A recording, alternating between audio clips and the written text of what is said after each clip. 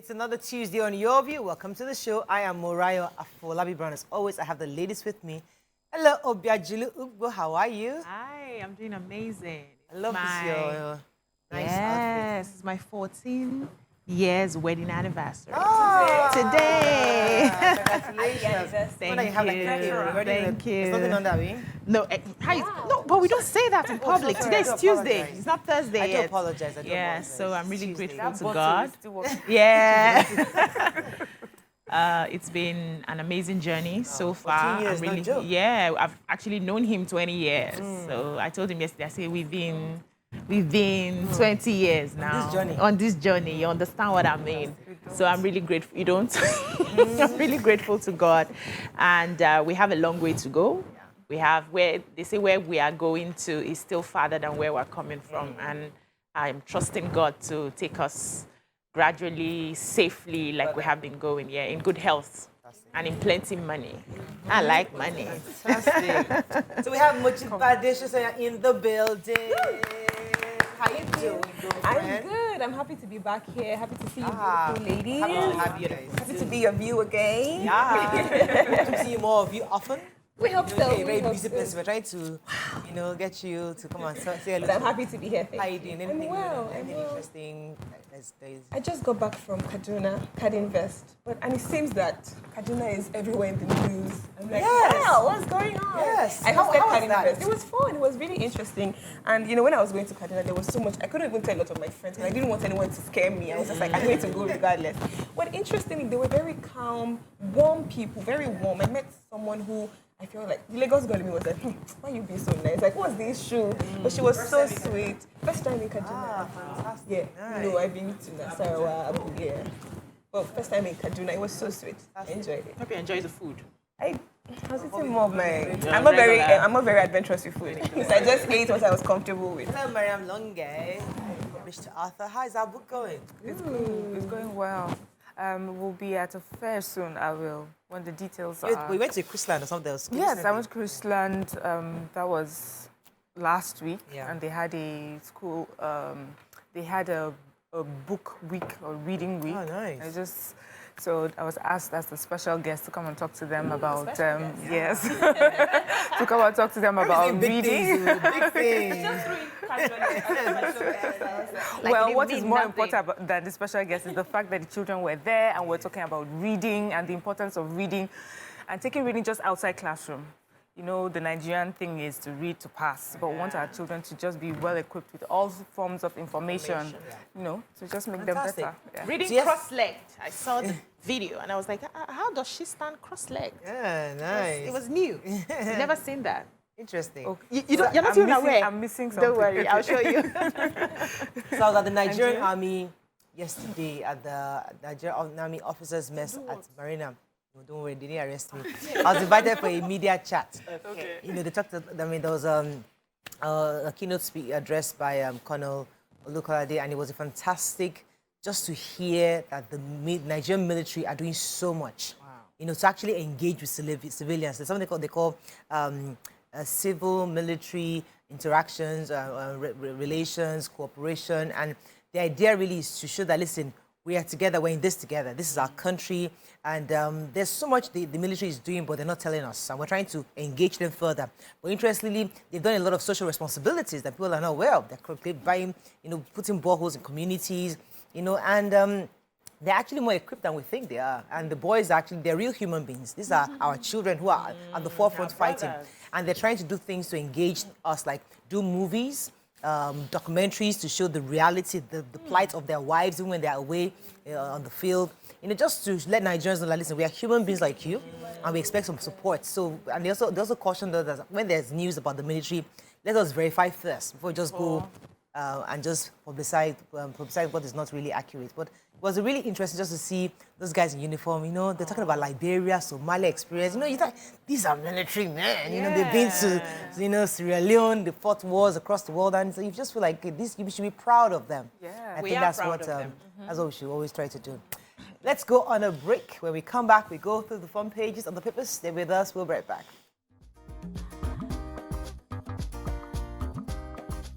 Stay tuned. Your View will be right back.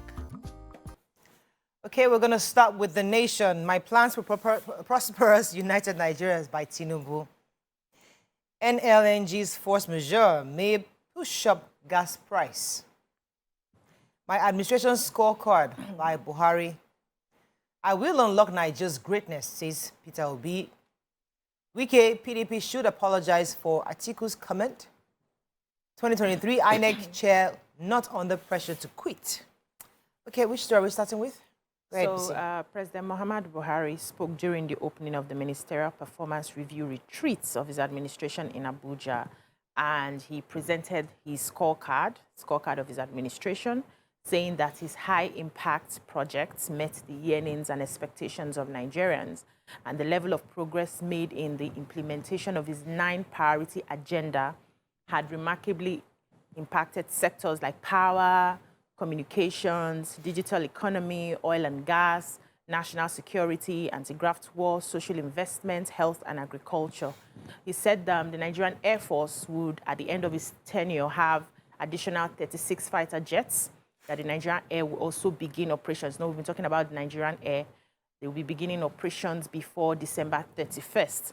And he went ahead to mention all the things that they have done, said there's a lot of investments in the purchase of weapons and other critical military hardware to ensure that we continue this training for them and fight against insecurity. It was a breakdown of everything. He talked about the power sector, the agricultural sector, all the sectors and what they had done. So it's a full list of everything the administration has done. Okay, so the APC's presidential candidate, Asiwaju Bola Ahmed Tinubu, revealed his manifesto yesterday. He was also he promised to champion the indivisible and prosperous Nigeria, and also vowing to improve on President Buhari's foundational infrastructure revolution. He also paid tribute to our founding fathers, Saudan Nabelu, Dr. Nnamdi Azikiwe, Chief Obafemi Awolowo, Abubakar Tafawa Balewa, and quite a number of others, saying that he was going to assure the dream of those forefathers to be upheld and to ensure that no man is oppressed and have a nation of peace, and that the unity and diversity and peace and prosperity we have will continue to flourish. And he also made promise of all the other economic and infrastructural growth he plans to have, take out of school children back to school, invest more in power and agriculture. Just a few, quite a number of things. It would be nice for everybody to look at the manifesto to even know and have an idea what this man plans to do for Nigeria if he becomes president. I think Peter Obi also had something like that. You have that story. Go ahead, so please. Peter Obi's statement was he will unlock Nigeria's greatness. Now, the Labour Party presidential candidate for 2023 and former governor of Anambra State has promised to use Nigeria's resources to unlock its greatness if voted into power in the 2023 general elections. But he regretted that the country has slipped into terrains that qualify it as a failed state. So he has said that when a country is no longer in control of its economic and security, it is deemed a failed state. So he has promised that if elected, he'll make positive changes if he becomes president. You know, he spoke at the Arawa thing in Kaduna State, a couple of other committees that were there. And then he said that security agencies will be well equipped to handle all forms of insecurity in the land. Security was a major because even all the major parties, same the PDP, and even Asiwaju was saying that under his leadership, every inch of the national territory will be secured and defended. The military will receive the much needed protection. So everybody sees the importance. It's a major problem. It is a major problem. Almost story. Go ahead, please, Mariam. So this is about the PDP, but it's just a response to what a lot of people have been talking about, the statement by the presidential candidate of the PDP, talking about he being allegedly that he asked people to vote for him because he's northern. And Governor of Rivers State is asking PDP to make an apology to Nigerians because that statement, at first he was asked, he said, that statement, if true, because he doesn't want to believe that that's what he said, but that if it is true, the party needs to apologize to Nigerians because it comes across as northernizing the presidency, and especially at a time like this where we need to make sure that we're united. And he also, a spokesperson for the party had explained and said that the response that the presidential candidate gave was in response to someone's question who asked the question that was centered on the northern issue, and so he gave that. It was almost like a joke, like a humorous response, really. So it was not meant to come across the way it sounded. I said, so even if that's the case, the PDP needs to explain the context in which that statement was made so that people would understand. Because it's been taken out of context. All right, moving on to the Punch. 2023 Presidency Tinubu will be on full economic restructuring agenda to the north. Ministerial retreat. Buhari backs Nigeria Air. Shimbaju laments forex woes. Police arrest Lagos businessman over wife's death.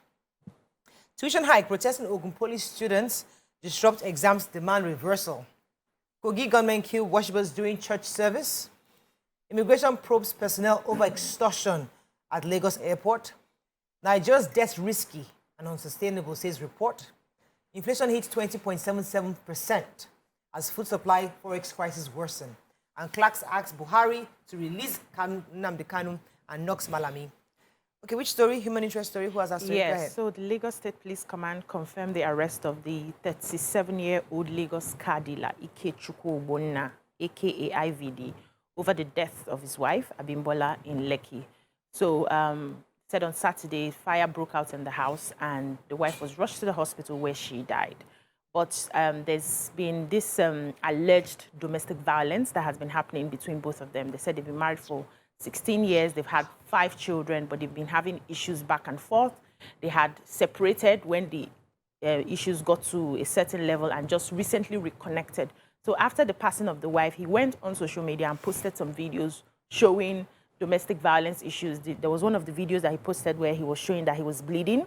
He was saying that the wife had just hit him and is bleeding. There was another video again when the wife was trying to destroy one of the vehicles and they could hear the late wife now, shouting at the background and all of that. So the family members of the wife had made a public statement that he has run away since the passing of his wife and they want justice, they want him found. But the police now has confirmed that he has been arrested. So I'm sure investigation. So let's go on a quick break. When we come back, we continue with our reviews. Stay with us. We'll be right back.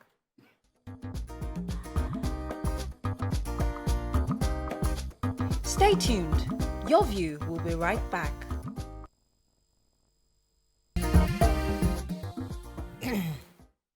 Still reviewing Punch. Have a story, Miriam? Yes, I have a story. This is the sad story coming out of Kogi State. They said on Sunday, 2 persons were killed and 3 others injured at a church called Celestial Church of Christ at Felele, Lokoja. They said gunmen just got to the church and started shooting at people sporadically. And these people were, 2 of them were killed and the others injured. The police has confirmed that the incident happened and that they have started investigations to unravel who these gunmen are and why this has happened. I was going to take the story, but go ahead. So okay, I have the story on immigration extorting people at Lagos Airport. So the immigration probes personnel over extortion at Lagos Airport. The Controller General of the Nigerian Immigration Service, Issa Idris, on Monday ordered the investigation of a case of extortion perpetrated by officers of the agency at the Murtala Mohammed Airport in Ikeja.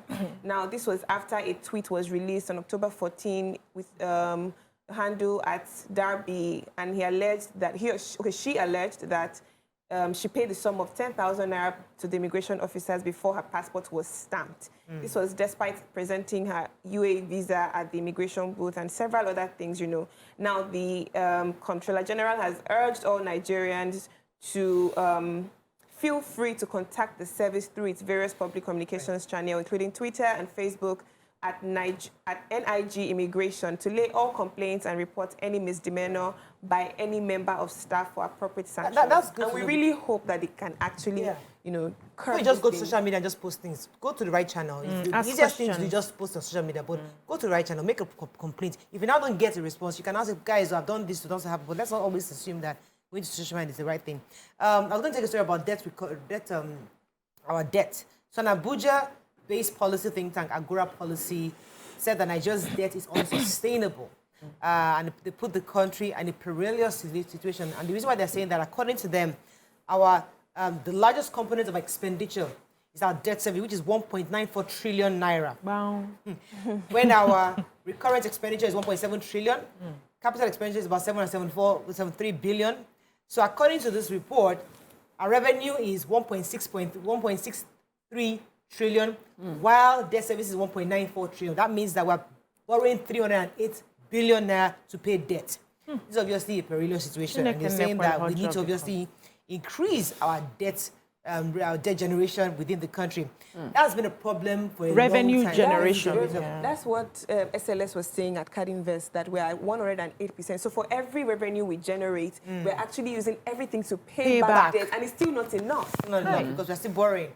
So obviously, that's why this agency. I think I should take this story. This is a story it's in Punch, and I don't have it anywhere else. It's the students of Moshood Abiola Polytechnic in Abeokuta in Ogun State, and they on Monday shut down the school.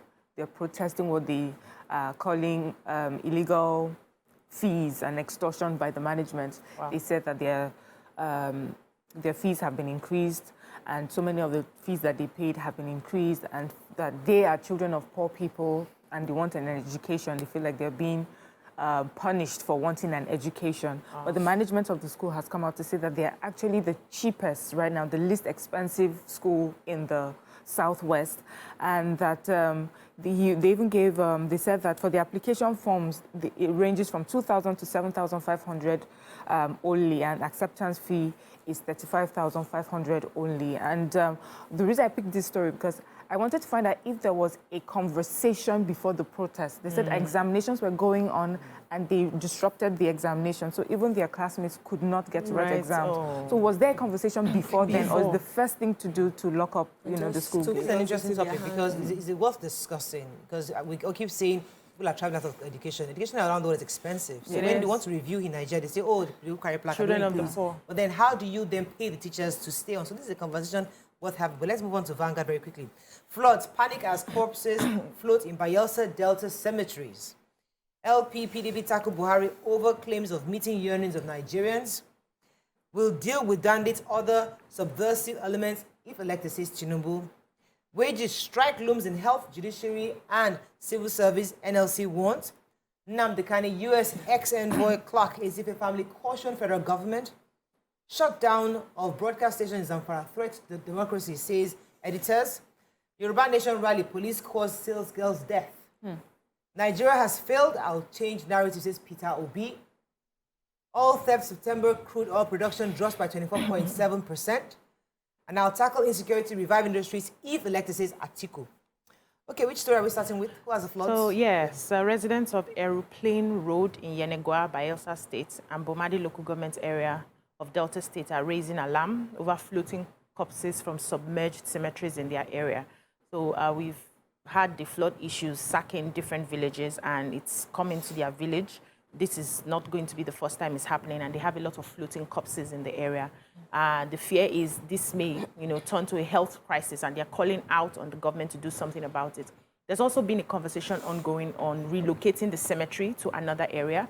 Some persons complain that instead of burying the corpses 6 feet, they do 3 feet in that area, and that's why you see them floating when there's a flood. So they've been asking that the government, comes into it. Also, Bomadi, Burutu, and Patani local government areas have almost the same issue. Most of their people had to go to the bridge to sleep because the flood just came and took over their houses. And they've been asking, the community leaders have been asking politicians and their government to give them some sort of aid and relief. And they said they just need 2 million to block the entry points. That with that 2 million naira, they can get enough sand, block the entry points and help. And nobody has come to their rescue. So this is a cry. This is really sad. And a call to the government to do something. Because I read in the papers yesterday that the humanitarian minister went to Cameroon and talk to them. I'm thinking these are talks that should have happened even before they opened the dam. These are things that we should have discussed. Have a conversation ongoing. And they open the dam every year. This is gradually. Proactive. When they open it up, see how they hold it down. Every year. And I'm sure they won before they opened the dam. So why do you wait? Conversations. This is really sad. Let's take another story in Vanguard. I was going to take the Nigerian Guild of Editors. They have expressed concern over the shutdown of 4 stations by the governor of Zamfara State, Bello Matawale. According to the governor, these 4 stations covered the live protest of, I think, the protesting. PDP, yes, they were actually, so they're covering the rally. It was actually a rally held by the governorship candidate of PDP, Dr. Dauda Lawan Dare. And according to the governor, he has expressly said that any type of rally is prohibited in the state because of the insecurity and the fact that it could be hijacked by all these bandits. So, yes, so that being said, he now shut down 4 stations. The 4 stations are NTA, Gamji Television, Alumna Television, and Pride FM station. Now, these stations were shut down. And I'm thinking to myself, like, I don't understand why would the governor do that? Because these stations are, the media is constitutionally backed to bring news to the people. If you shut them down, how do we then do our constitutional requirements? We're supposed to actually give the news. So what and exactly? This is a democracy. It's a democracy, for heaven's sake. So this is every debate. So the Nigerian Guild of Editors are obviously not happy with the governor and insisting that he should immediately reopen those stations. I'm trying to see if there's a response from the governor.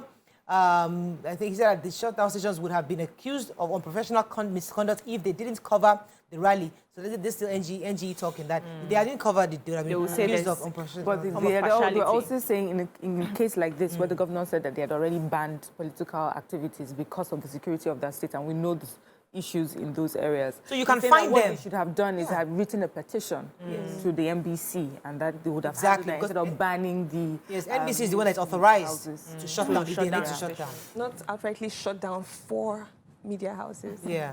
Okay, which other story in Vanguard? Any other story? I think there's the But it took Atiku. Atiku talking about how he'll tackle insecurity and revive alien industries if elected. He made special reference to Kaduna, where he said he'll revive alien industries, especially in Kaduna State, if elected.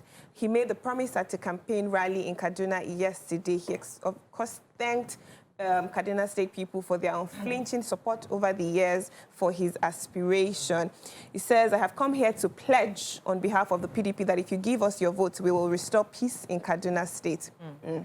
Promise you that the road linking Kaduna and Kano, linking Kaduna to Jos, linking Kaduna to Abuja. Again, you know, Kaduna is a very central northern state. You know, it connects to other northern states.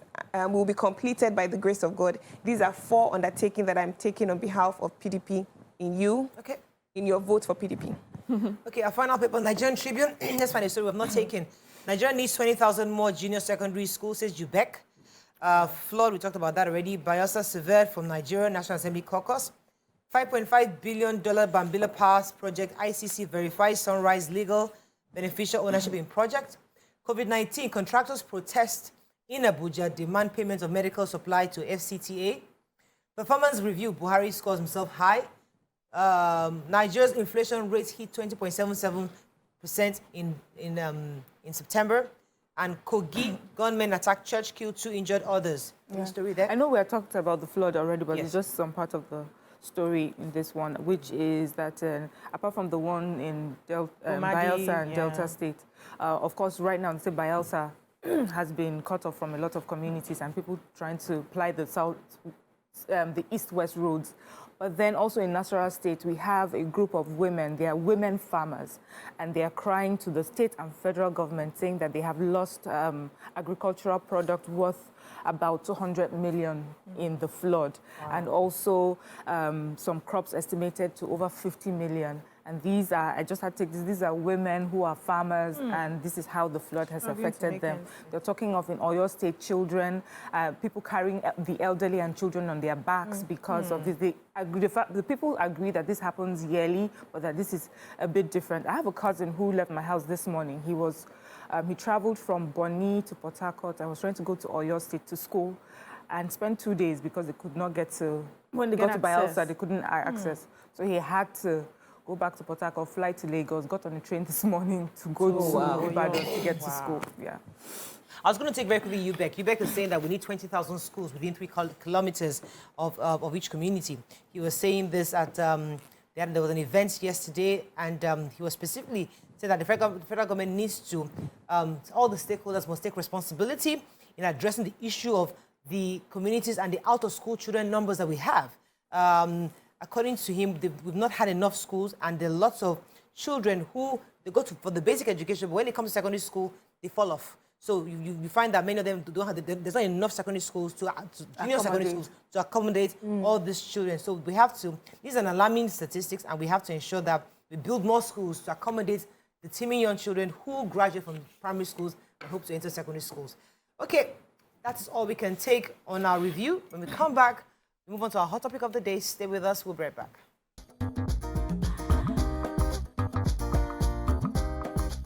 Stay tuned. Your View will be right back.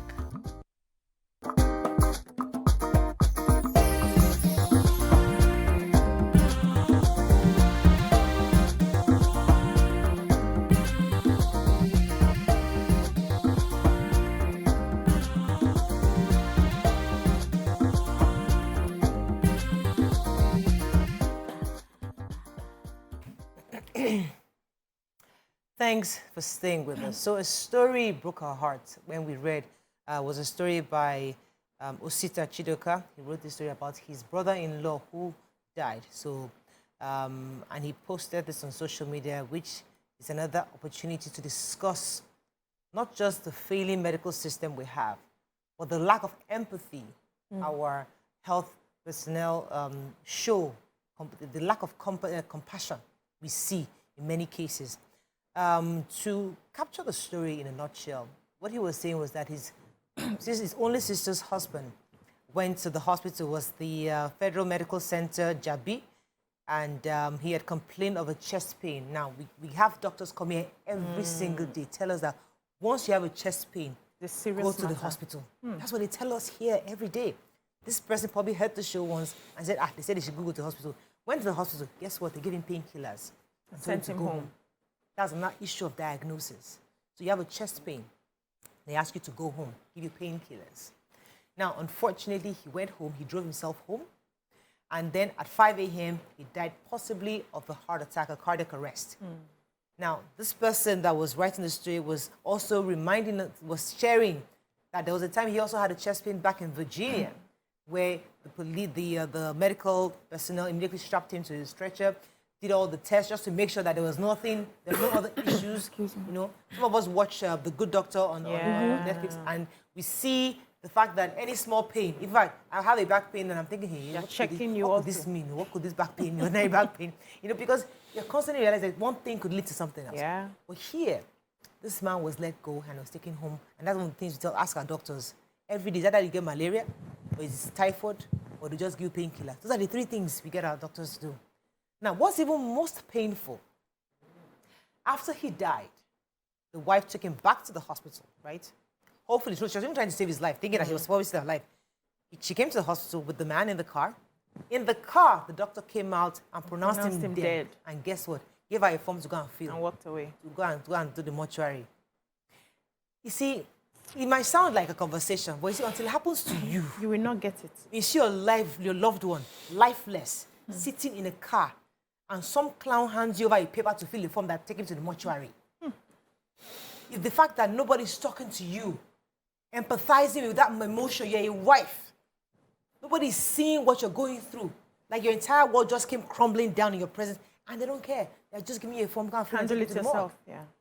So when we spoke about nurses recently, you got bashed. A lot of people called you their names and said, how can you say that about nurses? But we are talking about the reality. We're not talking stories. People's stories. So I'd like to open our phone lines earlier than usual.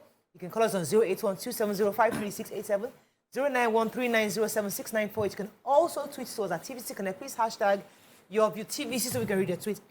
There's one issue of the medical issue. We know that one. Nobody, that's a no-brainer. My 2-year-old child will tell you that, listen, the general hospitals are not there yet. Yes, that's a no-brainer. Compassion, empathy, diagnosis. How do we begin to change the hearts and minds of our health personnel? So, you know,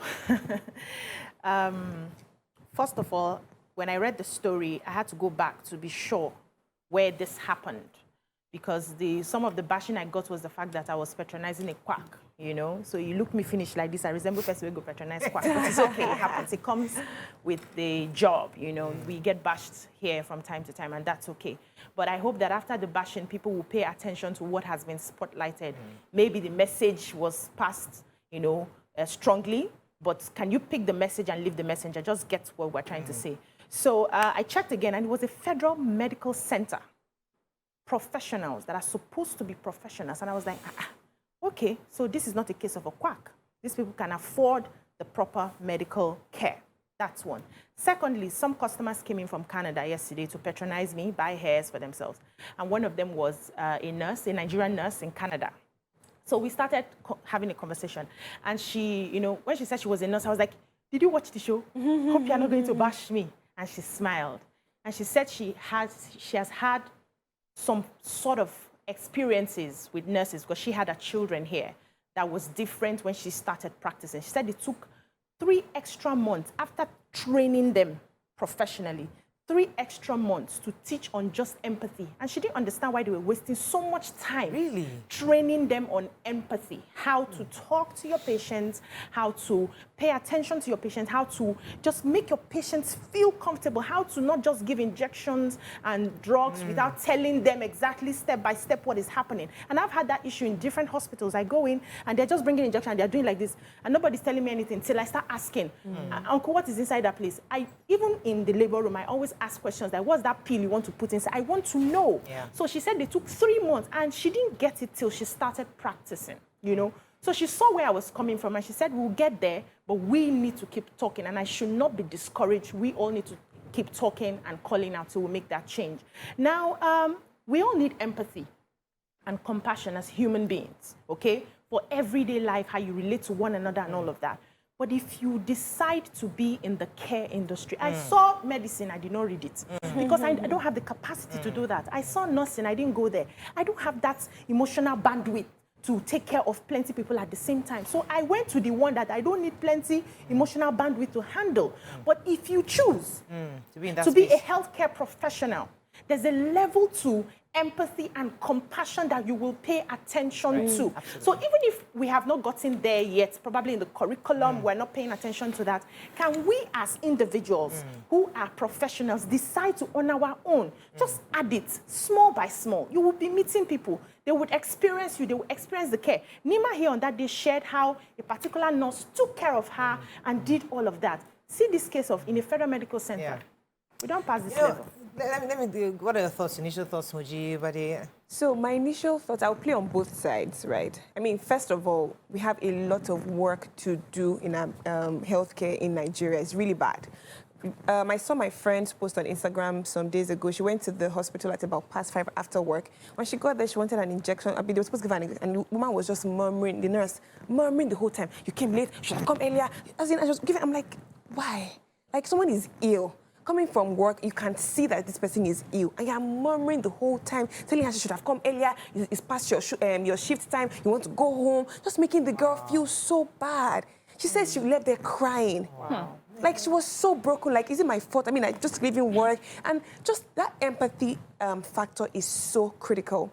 And then I'm thinking back at the hospital saying, okay, you know what, just go to the mortuary. Yourself. Maybe they didn't want that the news to be, oh, he died here. But even at that, you should have shown some care. People remember how you make them feel. So she might even heal faster, knowing that there was someone who genuinely showed care, even though her husband was dead. Like, you would have broken her more, almost like, carry your load and be going, please. Her husband. And that's not their first time at hospital. They've used hospital for years. So where is the empathy? Where is the love? We have lost our humanity. Let me come to Miriam on this one. What are your thoughts? So, you're right, as in if we're putting the spotlight on the health sector, we can see that many people I have had my own share of experiences, and as we all know, my mom is a nurse, and I just thank God that when I hear things about her, I hear only fantastic things about her. And because she's a nurse, she knows the issues that you can find in that sector, and she had to equip us sometimes, on how to make sure that we're safe ourselves. So she would say, when you go to the hospital and they're about to give you an injection, insist on knowing what it is. She didn't even say it as a way to make the nurse look bad. She said sometimes they're tired from their shift, just so that sometimes you asking will help them check again that they're giving you the right thing, things like that. And I find that when I do this, the much older nurses seem to be more, and in fact, even before you ask, they're ready to just give you. But the younger nurses feel upset about it, So there's a lot of training that needs to go on. But for me, I think it's just a general lack of empathy across board. We have a culture of just lacking compassion concerning anything. The other day, our hard-working soldier fell from the sky. You people were laughing at him. Do you understand? Yeah. It's just everywhere. You have a lesson teacher that's supposed to come to your house and teach your child. Half the time is on, he or she is on her phone looking through, and then when you walk in, then they are looking at you like that. It's just, we don't care. The only time we expect people to give us to give us the basic empathy or compassion is when you're like, let me just tip them so that tomorrow they'll treat my child right in school, so that they'll treat my, they'll treat my patients better.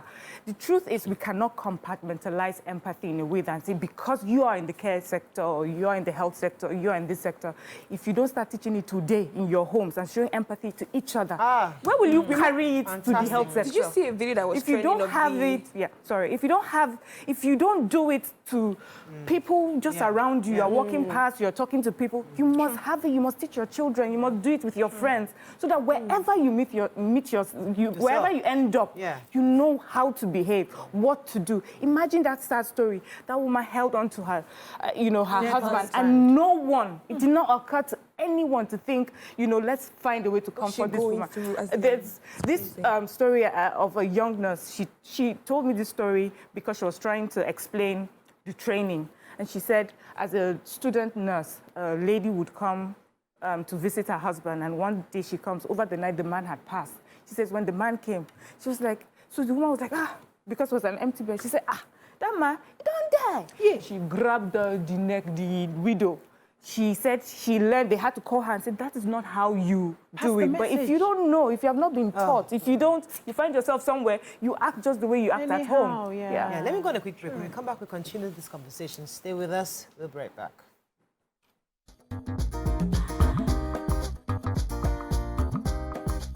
Stay tuned. Your View will be right back.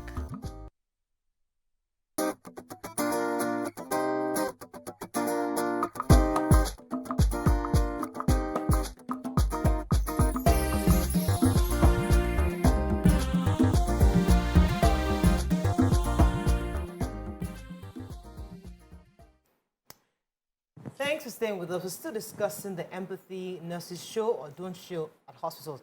Allow me to read excerpts of this man's post, because you need to understand and hear the pain in some of the words he used. He said, they did not remove the corpse from the car. Apparently, there is no protocol to receive a patient brought in dead. That's an issue. She was in the car with her dead husband when my uncle, a medical doctor, arrived. Arrived shortly after. She was in the car crying, holding her husband in the car park at the hospital. A hospital they have used for years. Said we struggled to get her out of the car because we moved the cops to move the cops to the morgue. They're trying to get her because she kept holding on to her husband. The hospital did not receive the body officially. No attempt at separating a wife from a corpse. No official record of the review that pronounced him dead. They did not counsel her or even empathize with her. It was not a medical failure or a wrong diagnosis or lack of treatment. It was a process and cultural failure. Something has gone wrong with our humanity and sense of empathy as a people. So that's the crux of our conversation. It wasn't as if they diagnosed her wrong. Yes, maybe they shouldn't have given him painkillers. But at that moment, culture, process, when somebody brings someone dead, what's the procedure? Yeah, is it stated in the medical center? Okay, when somebody is brought in dead, what do? Do you take the cost from them immediately? Do you separate the mourning wife? Or, somebody has been hurt, somebody has been... The bereaved person. Bereaved, thank you. Would you separate the bereaved from the corpse immediately? What's the modus operandi in this kind of situation? So, the problem that I see personally is, we always mention here that our medical systems, our medical centers are not really equipped. They lack a lot of funds to put the basics that they need. There are some hospitals you go to, they don't even have stretchers. They don't even have an ambulance, standby ambulance. They don't have some of those things that would make work easy for them. But that's on one side. Even if you do not have that process of, receiving a dead person, there's also something I noticed in our culture where we pass the buck. Nobody wants to take responsibility. Absolutely. Make it not be say he died for here. He not die for here, he died for road before he reach here. So instead of taking him in, preparing him and finding ways to move him to the mortuary so that it's not said that he died in your hospital.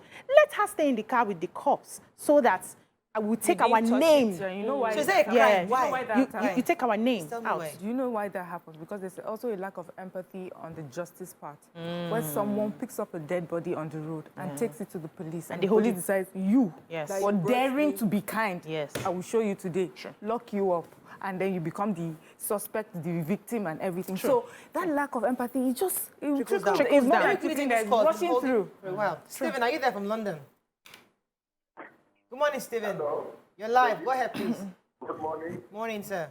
Everybody is on point. Well done. Good morning, sir. Yeah, I want to make a contribution. You have gone into detail about the problem, the extent of the problem. Now my emphasis will be on solution. And Moriah was gravitating towards the solution.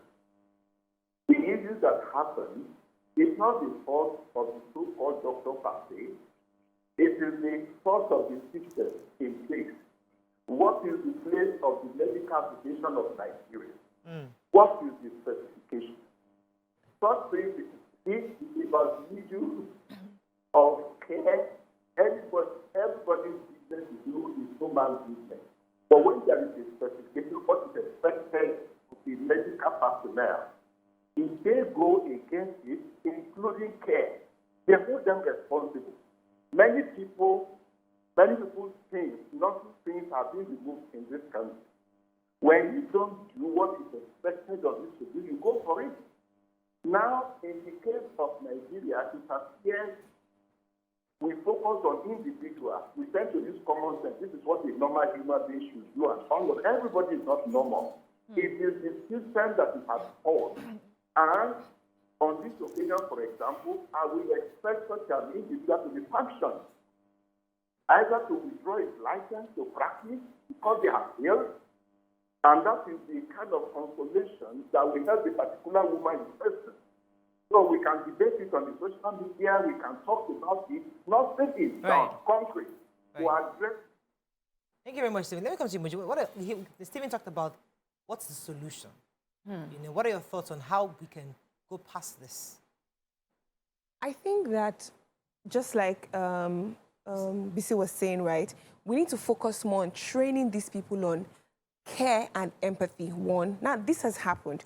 They should check do they have functional policies on how to receive dead bodies? If they have, and this man has a doctor, a medical doctor, if he has breached it, yes, withdraw his license. Like, it is totally wrong. Like, this woman will grieve longer than she even, because one lost someone holding her husband of how many, even if they've married for 2 years, that is a significant other, right? He's just passed. You just, nothing to even document that, okay, he's passed, I'm so sorry. No empathy, you're not even sympathizing with the woman. You just say, carry your body and go, not trying to separate until another person, a third party came to feel. Let me add this. Came to come and, rescue her and say, let's detach, take the body away. And then, it's really bad. Let me say something. I wanted to quickly add before you, so that I don't lose the line of thought. Where there is no law, there is no sin. Most of the times, why we don't see people pushing to, penalize a particular doctor is because the hospital has there's no policy on how to receive. If he dies inside, it's different. If he dies outside, it's different. There's nothing guiding how to behave. But this is where empathy now comes in.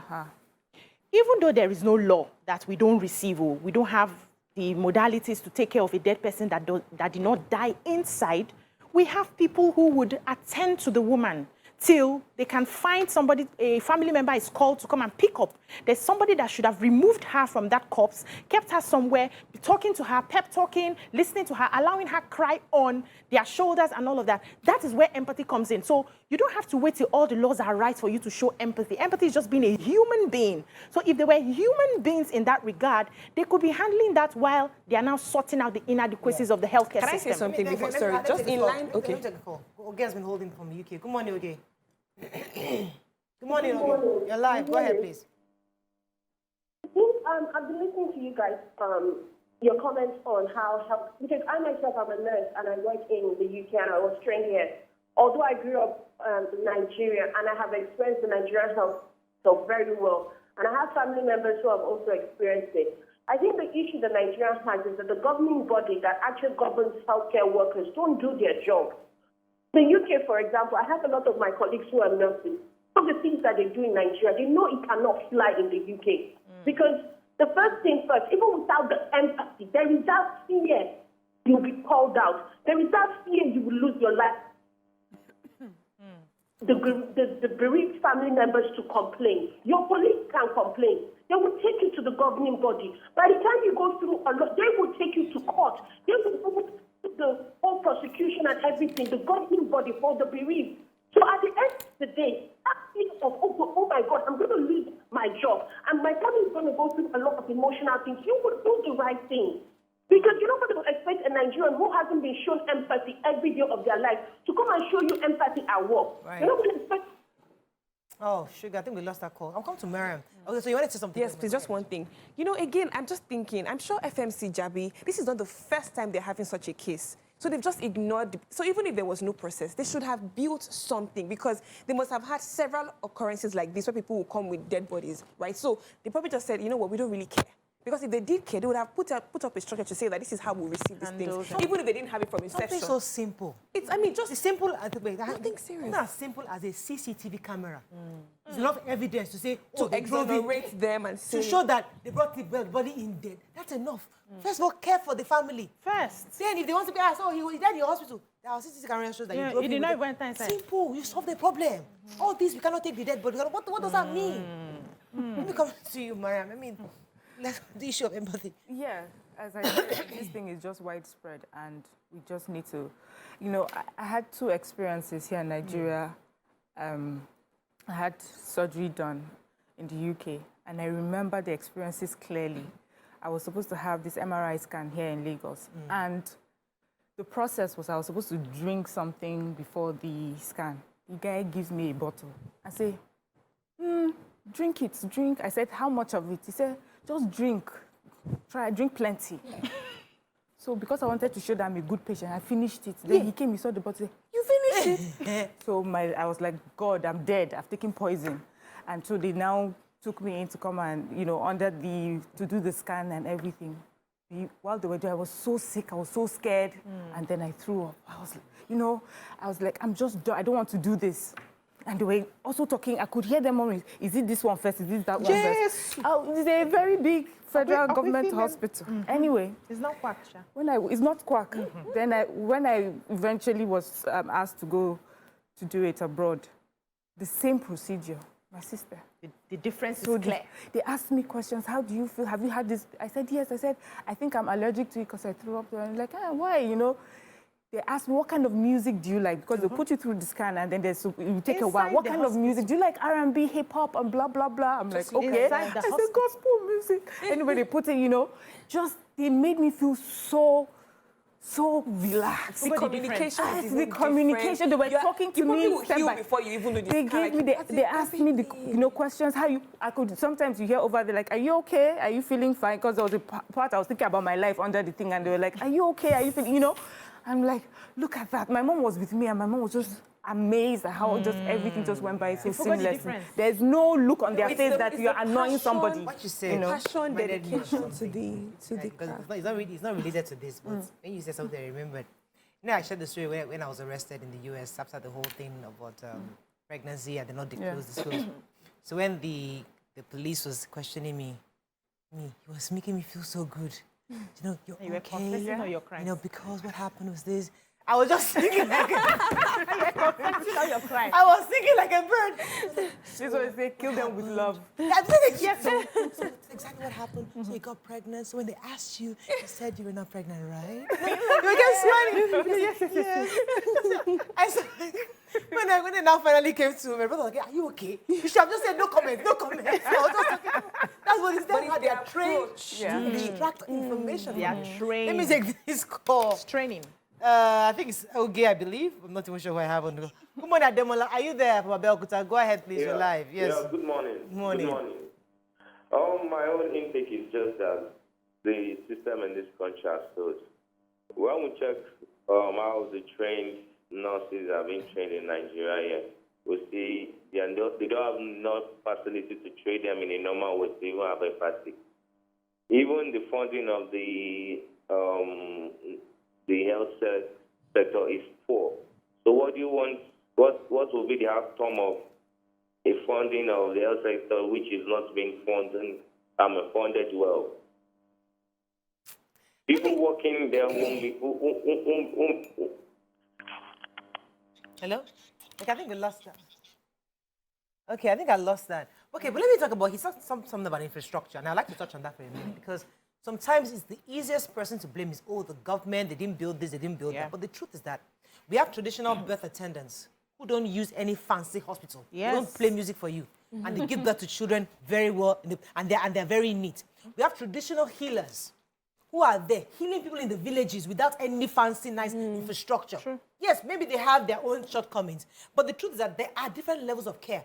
We've heard a child where she went to school and she studied under a tree. They didn't have a classroom, and she did fantastic in her WAEC. She passed with glowing colors. They didn't have a nice color TV and in their classroom. So sometimes infrastructure is important, absolutely, but when you have humanity, humanity is humanity, regardless of where they put that humanity. You can put anybody in the best of hospitals and the worst of it, and they can still do the same thing. Yeah. So let me even give the example of teaching, for instance. Yeah. So one of the reasons we are beginning to advocate that you do a job that you love is because even when there are infrastructures or not, because you have a passion for your job, you will find a way. As a classroom teacher, there were teachers that were so exceptional. It was the same materials they give everybody, but they will go the extra mile. They will make the children feel at home. They will lie down on the floor. They will, you could feel the passion in that job. And I'm sure there are some healthcare professionals who they don't have everything in their own hospital, but you can, if you meet them, you will feel the passion. So can we begin to pick jobs that we are suited for? One. Two, this temperament thing is not being so. These temperaments that we just like to feel, let's ignore. There are people that, there are some temperaments that you need a level of grace and training to master the art of, you know, accommodating somebody else, because you are not naturally suited for it. Even though we say, be nice to everybody, be kind to everybody, for some people it comes easy.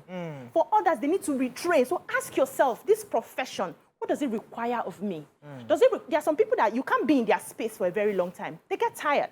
So if that kind of person becomes a healthcare professional where she or he needs to treat patients and stay in their space for a very long time, you think that will not come into play? It will. Let me go on a quick break. When we come back, we'll open our phone lines more and take some more sweets. Stay with us. We'll be right back.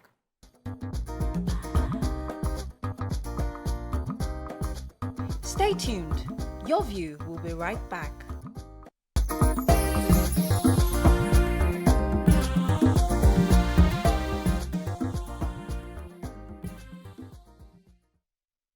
Thanks for staying with us. We're still discussing empathy with our health workers.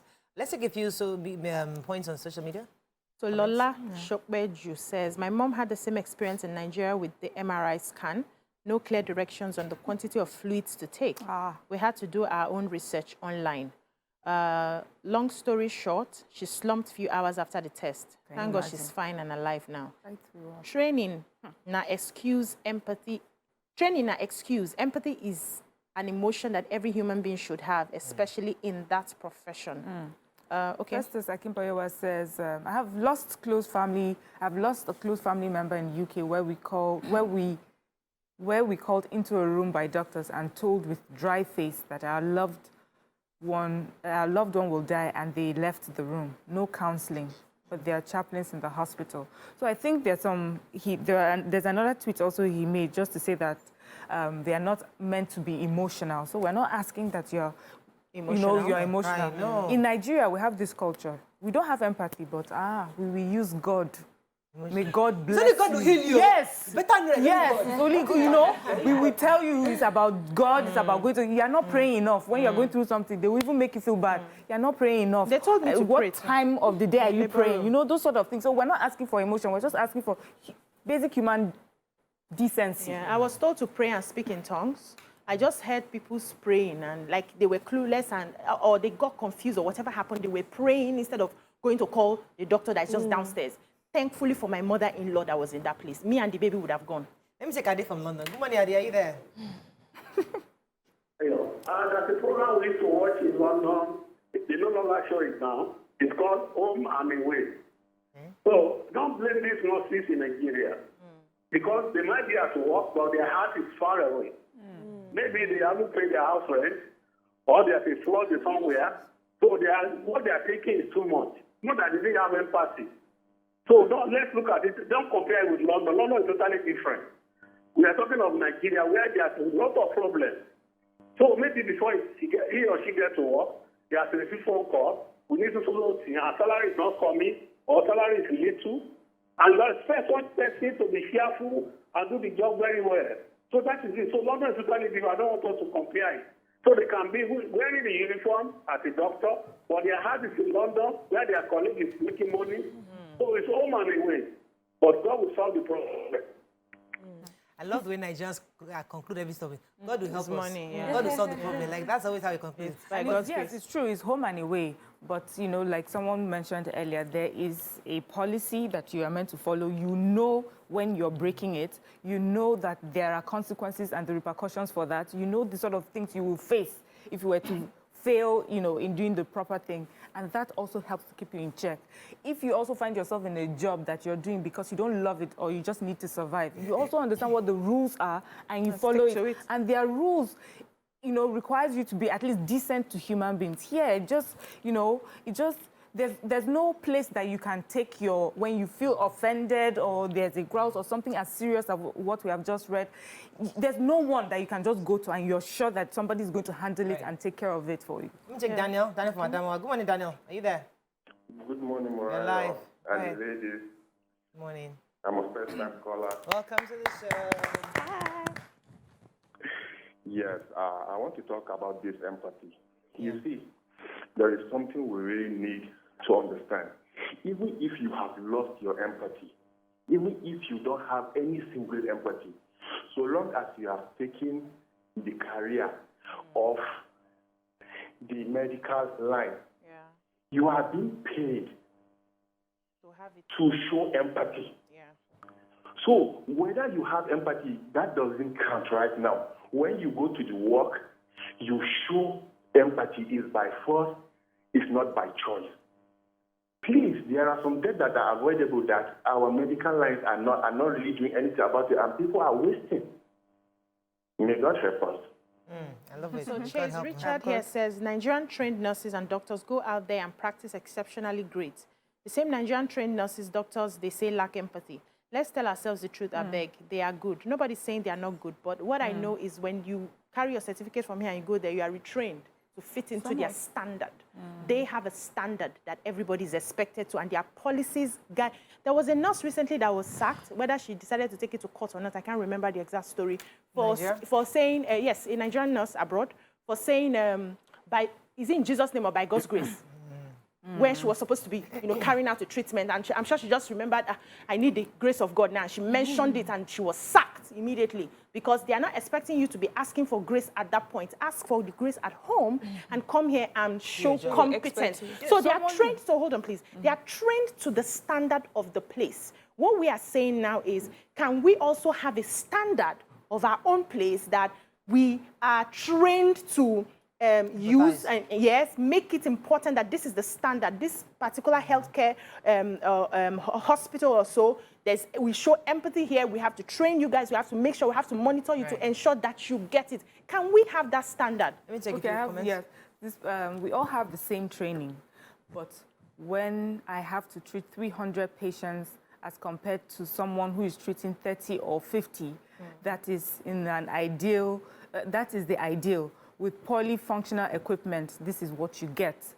What about some empathy for the poor nurse who is being insulted by patient relatives? So, yes, we understand that there's problems in Nigeria. We have many things that we're dealing with, and that is why we'll call out our behavior as human beings, one, and we'll call out the system. You know, we always talk about policies, the system, those who are supposed to make sure that things are done right, those who are supposed to punish those for infrastructure, you know, that go wrong, the corruption, everything. That's why you cannot sit down in one office and be corrupt and think you have just dealt with those people, they are in flyaway. You're dealing, it trickles down, it just goes down. Everybody is affected by one bad behavior. If you steal money that is supposed to go to a hospital, if you steal money that's supposed to go to a school, this is the result that you get. Many years down the line, it could even end up in your house because you signed something you were not supposed to sign. You took out money that you were not supposed to take out. Right. Let me take this call from Esther. Esther, are you there from Akute? Yes, Maria. You're live. Go ahead, please. All right. I just want to thank you for a great job you are doing. Thank you, madam. I'm a regular, you know, I regularly watch the program. Thank you. And I want to also just lend my voice to today's discussion, which is talking about empathy in the health sector. Which we're also talking about the way we react or the way we treat our common members or our Nigerian people.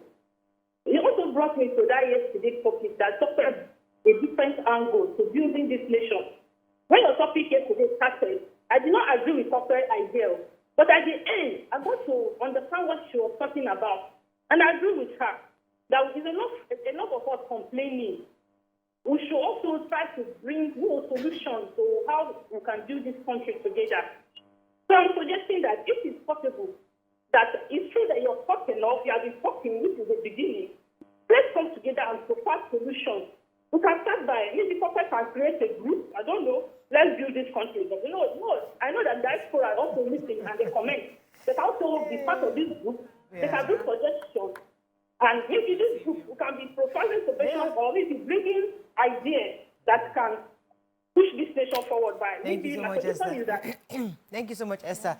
But I'll come to you, Mujibadi, because what she said reminded me of something. You said the fact that the author flipping it, saying that the nurses are complaining. Because the truth is, many of us, we all have sisters, brothers abroad who are doctors or uncles who are doctors.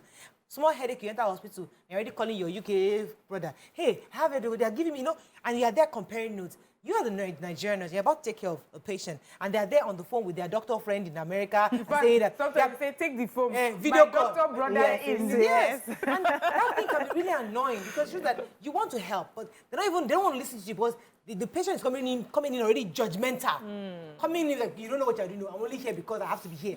So let me call my brother in America to tell me. You know, so that in itself angers more these nurses and doctors. That's the truth. Have you experienced that? No, I haven't. But what I was going to talk about was, I think Ade from UK, where he was talking about how some of these nurses are not even happy. They're at work, but their minds are not at work. Yes. I can be a banker, maybe a cashier, and I haven't paid my house rent, my child is sick. I will not steal money. I know that I will be straight to jail. Yeah. I know that I will be penalized. Absolutely. So if these nurses know they will be penalized, they will do the right thing. Absolutely. And they were comparing with people in the UK. You know how Nigerians we're very lawless. Well, by default, we're kind of lawless, right? We say line up for this, we would. But when we travel abroad, we will behave ourselves. Or when even embassy, if they say keep quiet, you are calm, you shut up. Absolutely. So these things so when they go there and then they adjust to the system, it's because they know that there are penalties. I will be on the headlines. They will send me back to Nigeria. One, there are penalties. The law here, as in the system here, is so straight, clear. Any small thing, I'm gone. So you behave yourself according to. So because Nigeria, again,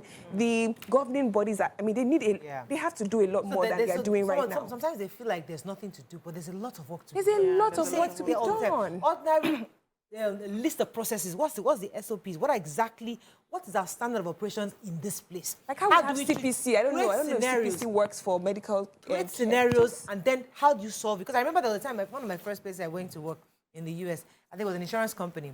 I came in there with all my degree. Said, thank you very much. So this is like our Bible. You're going to study it. And this is how you know. They created so many scenarios. Like somebody complains about this one. If they say they don't have it, you know, this is how you say it. Don't bring down your knowledge from wherever it is. Thank you. Hang it. This is the Bible. We don't have a lot of that here. We need to. We need to have that so that people know how to treat people. And you know, one thing we're missing is that even traditionally, we have our ways that we can incorporate and that we can sell to the world. We don't forget our cultural practices. We're not even saying that copy them. you know, hook, line, and sinker, was saying that even us, we used to have some tradition. You were mentioning them, you didn't really elaborate on them. Some of those traditional helpers, people that used to help us giving birth, even abroad now in America, it's a thing. They now have like people that come and help you have a baby at home. Midwives. This is midwives that help you have babies at home. We used to do that. What we're saying is equip them better. And then now that we have a huge nursing, let us see how we train people better. We used to, I mean, traditionally, women were not mean to other women. But we would hear in hospitals where women will go there in labor and someone is shouting, stop shouting, now only you come give birth. You know, that's what they slap you. And it's not traditionally the way we behave. People in the village don't shout at each other when they are going through. They understand it, you know. And so if we put that together, we'll have our own system that works. But also, I know we don't like to always call out government when these issues happen. But the truth is they have to understand that there's somewhere that this starts. And there's a place that it can be solved. And if you do your part, we will also do our part. Absolutely. Let me take this call from Rita. Rita, are you there? Yeah. You're live. Go ahead, please. Yeah. Yeah, concerning the topic of today, I also have experience with my baby and my husband last week. Reaching the hospital, my husband was treated, and he's getting better, thank God. And my baby, the hospital on Sunday, and the doctor attended. It's not even doctor, the private health care. I think he's one of the attendants there. Okay. They attended to him and they gave me one injection to bring the temperature down. Okay. And then after bringing the temperature down, yesterday, went back, the body was still very hot. I don't know, I had to ask. We asked them to give him another injection, like 2 injections. Then I asked the nurse that gave him the injection. I gave him the injection. I said, please, what did you give him? Is it anti-malaria? She said something like that. And to bring the temperature down. The truth is, they should start making it a subject in school on how to be treating people better. And hospital, I have a lot of experience. Thank you. True. Making it sensual. Thank you, Rita. You see, something like that. So when I was having twins, you know, I had to go to a general hospital because I didn't want to take any chances. I mean, I was cared for till, though I had my children somewhere else, but that entire care, I went to general hospital. Then the matrons there were phenomenal. They were fantastic. I enjoyed the care, the attention, you know, but you still have the Niger flair. And sitting down there, we come back to you, you know, that whole, but these are our people. So I didn't take it as, how would you not just tell me something? Go and stand in line. Don't worry, it's your turn. You know, they're talking to us like Nigerians, but at least when you now got your turn, you got their full rapt attention. Yeah. But when you're there, there's a lot of mumbling and but you see, there's some bad and there's some good. Yes. So it's always good for us to highlight both. Yes, and what we are trying to do now is we can actually get a lot of good. We need more good, especially in this industry, because I know that Nigerians are very hardworking. I understand that part. The average Nigerian person is entrepreneurial. They want to put in their heart when they are working. We see that. And we see all the sacrifice. Look at the during COVID, when most of them were wearing the PPEs and a lot of them were getting COVID-19 and all of that. We know the sacrifices that they are making, but they shouldn't use their hands also. There's something they say, let your good not be evil spoken of. By paying more attention to some very little basic things. And we too, as individuals, when we go to the hospital, we shouldn't go with a mindset that this nurse is going to be rude to me today, so I'm going to be ready. You are going there, yes, respect them, greet them. They say, sit down, sit down. We are naturally not patient people. So if you sit down for 2 minutes and you have not called me, oh, you have not, that woman just came now. Can we calm down? The way we calm down when we travel and allow these people treat us. And if peradventure, I have conversations when I go to the hospital. So if you're doing something, asking questions, what is this, what is that, what, and you answer me, because I know the rights. Not every woman or man knows that they need to ask. So we also need to give more information to the public. You go to the hospital, find out the injection they're about to give you, find out the drugs they are giving you, ask questions and ask politely. And we hope that they will answer. Let me take this call. Rita again from Port Harcourt, another Rita. Good morning, are you there? Hello, it's not Rita, it's Vivian. Oh, Vivian, I do apologize. Go ahead, Vivian, you're live. Yeah, thank you very much. Well, your topics are very interesting. Yesterday's phone touched my soul, and I really appreciate the way you handle and your maturity. Thank you. But for today's program, Kigali, Nigerian hospitals are something I can't talk about. I have my kids abroad. I know what is obtainable.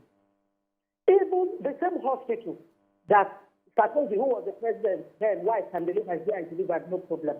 But my biggest problem in Nigeria is you go to hospital in Nigeria, you don't know the treatment you are giving to your child.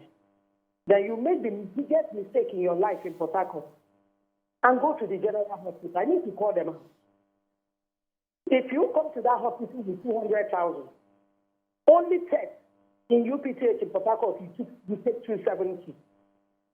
By the time they finish their test and they make you climb upstairs and downstairs, the patient is on the verge of dying. And by the time they finally bring out their test, the patients don't have money to buy their medicines. Each time I go there, I pay for drugs for people. It's horrible. I call that place a mall. In 10 minutes, you see them roll out more than 50 cops. The nurses are so wicked that I don't know. Where is Nigerian Medical Association? Where is the inspectorate team? Let us not pretend. Call them, I'm calling them out. UPTH Port Harcourt is a mall. Go here. They can never do any test in the hospital. They refer you to where you will stay. And by the time you go up and down, you will see a nurse. It's the same nurse. He said it's not the nurse. He will refer, and you will come back to the same nurse after 4 hours. Thank you very much, Vivian. Thank you very much. That's another angle, because you go to the hospital and you walk from department, radiology is in one corner. You now go and do ultrasound somewhere else. You now go and do blood tests. You're walking around. If somewhere else, within they'll will you. If I was that strong, you can go I had to come to the hospital. What she said. And the passion, you could feel the pain in her voice. Yeah. What she said also reminded me of my mother-in-law, who was diagnosed and said immediately she should not, place her legs up. But they put her in a wheelchair, and she sat down in that wheelchair for hours, even though they saw in the paper where the doctor was like, immediately have her legs, put up for many hours. See, we don't like to talk about that experience. It's because for me, when she passed, the major emotion I felt was anger at just the system, the way just nobody. But this is the thing. These are the things that happen here, and we have to tell ourselves the truth. I have to wrap up. Okay, and I hope that these feedbacks we are given would be listened to, would be considered. Because what I hear, apart from the fact that we don't like to take responsibilities, is defense. So when I read all the comments of all the insults I got, it was more of defense. More of, you're not even paying attention to what exactly is she saying. Does she even have a point?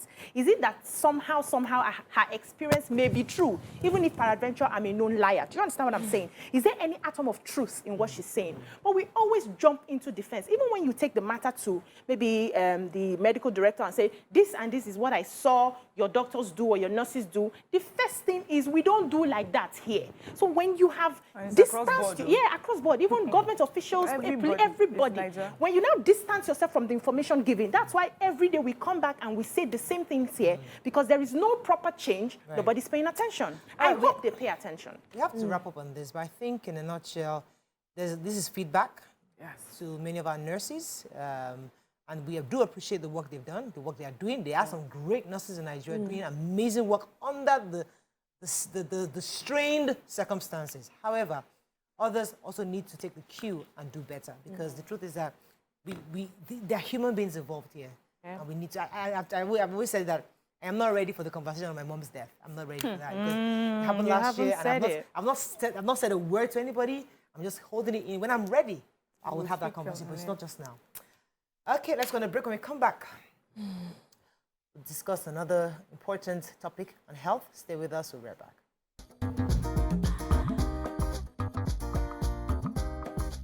Stay tuned.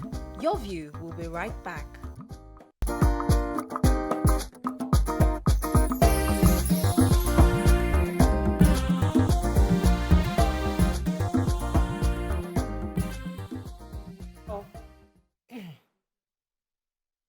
Thanks for staying with us. Last week, the 13th of October 2022, was World Sight Day, a day set aside for an annual awareness event which focuses on vision, impairment, and blindness. The theme for this year is Love Your Eyes, and it highlights the need to look after our vision, impairment, and blindness. Joining us on the show now is the National President of the Nigerian Optometric Association, Dr. Obinna Awaika. Good morning. Welcome to the show. Good morning. Dr. Awaika. Thanks for having me. Good to have you on the show. Yes. So this... Thank you. It's always a pleasure. Let's go straight to the point because we want to learn so much from you. This blindness that people experience, sometimes impairment in sight, and this year's theme of the national, the World Blind Day, World Sight Day is Love Your Eyes. How are we pushing people to love their eyes, and how can we love our eyes? I'll hate them. Okay, thank you very much. Like you already said earlier on, the second Thursday of October every year has been set aside to draw attention to the importance of eye care. And last week, the 13th of October, was the World Sight Day. And this World Sight Day theme this year is Love Your Eyes. It's actually a continuation of the theme for last year. So last year we started with the theme Love Your Eyes, and we continue this year. And it's actually to make people prioritize eye care, prioritize taking care of their eyes, to put it at the front burners, both the patients, both the doctors, both the lawmakers and the government. We want everybody to be involved in taking care of your eyes, because we know that the economic impact of blindness is real. When one man who is the breadwinner, or a woman who is the breadwinner, loses their sight, it causes a ripple effect. It can even affect the children's education and a lot of other things. So that is why we are drawing the world's attention to the importance of taking care of your eyes. And a lot of ways you can do it is to ensure that first you prioritize your eye care. Put it at the top of your list, your checklist for the year, that every year I must have an eye examination. The reason is very simple. A lot of eye problems don't have symptoms. So they will not tell you, the eye will not tell you that, oh, something is about to happen to me. It can just happen. And so it is important you go and have an eye check to be able to detect this problem before it goes bad. We've had situations whereby people have been turned blind. They've been sent to the school of the blind when they actually have high myopia, high visual impairment. And these problems are continuing all the time. And so we want the world to know that the eye test is important. Prioritize it. Secondly, you have to prevent. A lot of things can be prevented. If you go for an early eye test and you have an early detection of a problem, you can actually prevent it from getting worse. And so you see a lot of people losing their vision from glaucoma, from cataract, and these are things that can easily be prevented. So we want to prioritize, we want you to prevent, and we want you to know that your eye is important.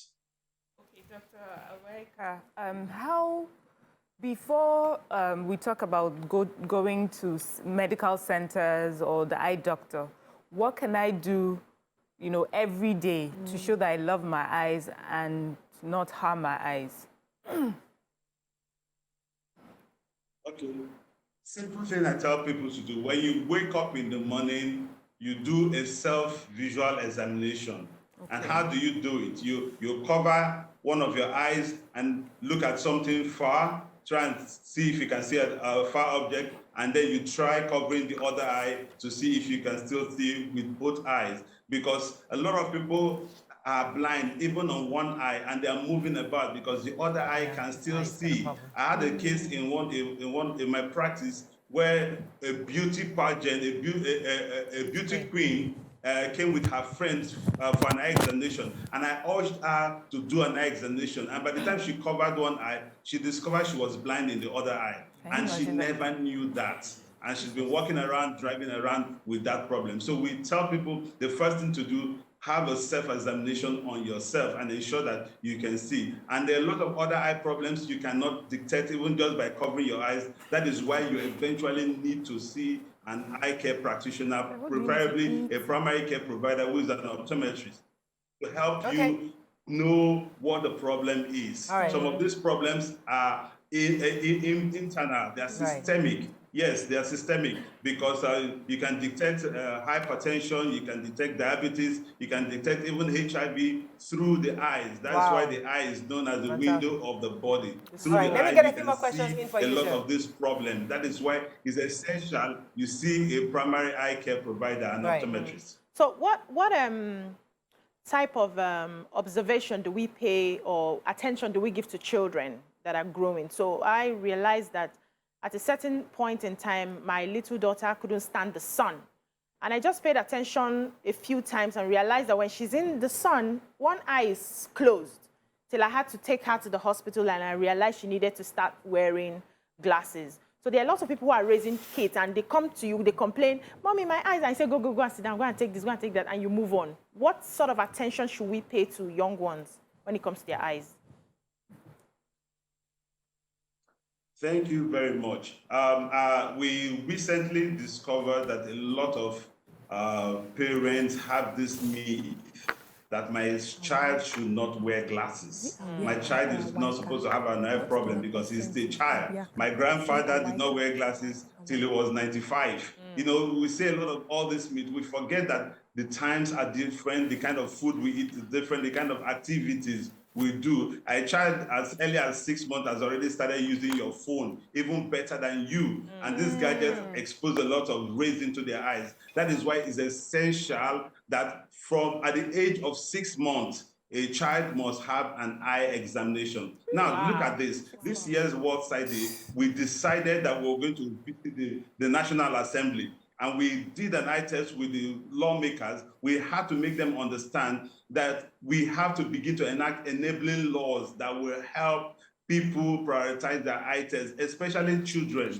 A child should not be allowed to go to school without an eye examination because he's going to use that eye for his studies. He's going to use that eye to identify colors. He's going to use that eye to play with other children. If the child doesn't have good vision, the child is going to have a problem and developmental problem. And we're going to say the child is not intelligent. No, your child is intelligent. Probably your child is just colorblind and does not see color. So as early as 6 months, a child should have an eye examination, and from 2 to 5 years before they get into school, they must have another eye examination. And we want the government to enact laws to ensure that these things are done. Before you get into school, you must have a preschool eye examination. Wow. Go ahead, Mujibadi. Okay, so thank you for joining us, Dr. Awaika. I'm doing the test already.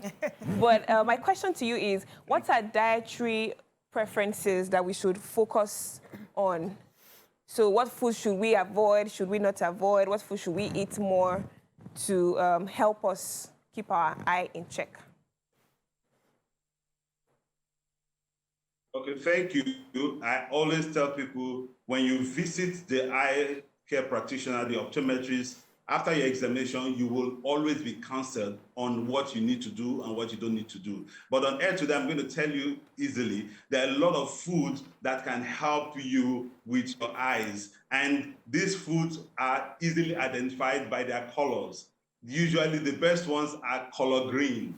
The green ones, they help you, they have a lot of antioxidants that help with the vision. And a lot of people run away from green vegetables, from cucumber, from a lot of these things because they want the sweeter ones, they want the ones that are easily, that they can easily access. But trust me, these green vegetables, these green fruits are usually better. Then we have the citrus fruit, we have the watermelon and a lot of other ones that also help in bringing antioxidants into the eyes, boosting the antioxidants of the eyes for your eye to be healthy. And so we tell people to eat right. You don't need to eat fast food. You don't need, if you want to send your child to school, put an apple inside the bag, put an orange inside the bag instead of a meat pie. This can help in the child developmental stages. Thank you. I have a message from somebody who says they have an albino, their child is an albino, and they struggle with him or her seeing at night and during the day.